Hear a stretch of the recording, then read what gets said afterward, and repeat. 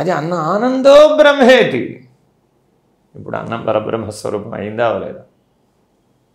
ఎలా అయింది మరి? ఇది సనాతన ధర్మం. మీరు హోటల్ రూమ్కి వెళ్ళి సర్వర్ సర్వ్ చేస్తూ ఉంటే ఆనందో బ్రహ్మేతిగానే ఉన్నారు అక్కడ కూడా, కానీ విషయానందం. ఏ ఒక్క అంశంలో తేడా వచ్చినా ఆ హోటల్కి మరల వెళతారా మీరు?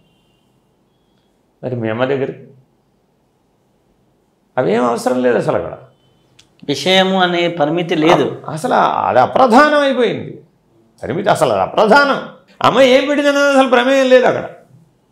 మరి అమ్మ దగ్గరికి వెళ్ళి పచ్చడి మెతుకులు తిన్నా అయిపోయాయి కదా మరి, అంటున్నాం కదా మరి మనం. ఇప్పటికీ కూడా చూడండి, అమ్మలందరూ ఆవకాయ పెట్టి పిల్లలందరికీ పంపిస్తారు. మిగిలిన వాళ్ళు వండుకుంటారు లేదా? చూడండి అమ్మ ప్రేమ. అదేంటండి ఆవకాయ జాడీకి అమ్మ ప్రేమకి ఏమిటి సంబంధం?